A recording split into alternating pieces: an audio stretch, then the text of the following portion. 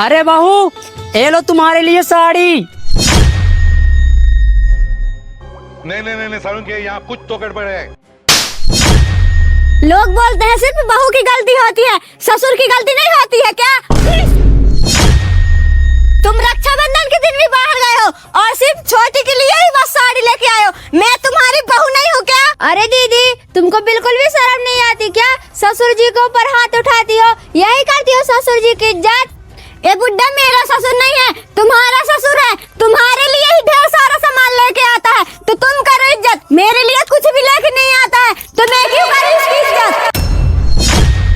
अरे दीदी, तुम अपने पति से पूछो कि कितने रुपए दे देते हैं पापा जी को कमा के। और तुम दिन भर में कितनी बार खाना बना के खिला देती हो पापा जी को।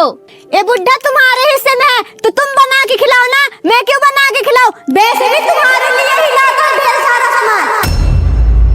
अरे वाह भाभी, आप तो अपने साथ बाबूजी को रखोगे ही नहीं, और भैया हैं तो 1 रुपए तक नहीं देते। मैंने अपने पत्नी की साड़ी लाने के लिए बाबूजी को पैसे दिए थे, तब जाके वो साड़ी लाए हैं, और आपको इतनी दिक्कत हो रही है। दिक्कत क्यों नहीं होगी? ये मेरे भी ससुर जी हैं, इनके हिस्से में से हक मेरा भी बनता है कि ये जो भी सामान लेके आएंगे उसमें से आधा हिस्सा तुम लोग का और आधा हिस्सा हम लोग का। अरे वाह बड़ी बहू, आज तो मुझे अपना ससुर बोल रही हो। ससुर को खाना बना के नहीं दिया जाता और दुख दर्द में दवा ला के नहीं दिया जाता। भाभी, भैया है जो तुम्हारी बात सुनता रहता है। अगर भैया की जगह पे मैं रहता ना, मैं तो तुमको मैं तो क्या क्या कर लोगे? बोलो ना, क्या कर लोगे?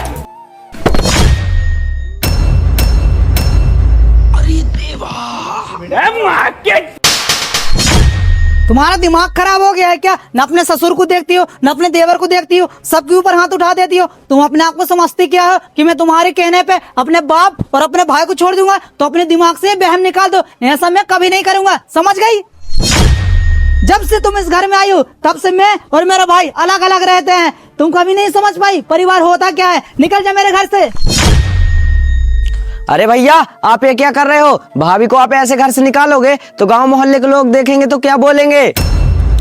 ए जी, मुझे माफ कर दो, मुझसे बहुत बड़ी गलती हो गई। अब मुझसे ऐसी गलती नहीं होगी, प्लीज मुझे माफ कर दो। मैं आपके आगे हाथ जोड़ती हूँ, अब आप जैसा बोलोगे मैं वैसे ही करूँगी। प्लीज मुझे माफ कर दो। क्या माफ कर दूं?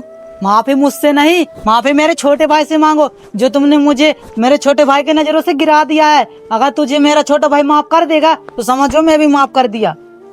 अच्छा ठीक है जी, मैं अपनी गलती की माफी देवर जी से मांग लेती हूँ। अरे देवर जी। अरे भाभी जी, आप ये क्या कर रही हो? अरे भैया, आप तो मेरे दिल में रहते हो, और दिल में रहने वाले लोग कभी नजरों से नहीं गिरते।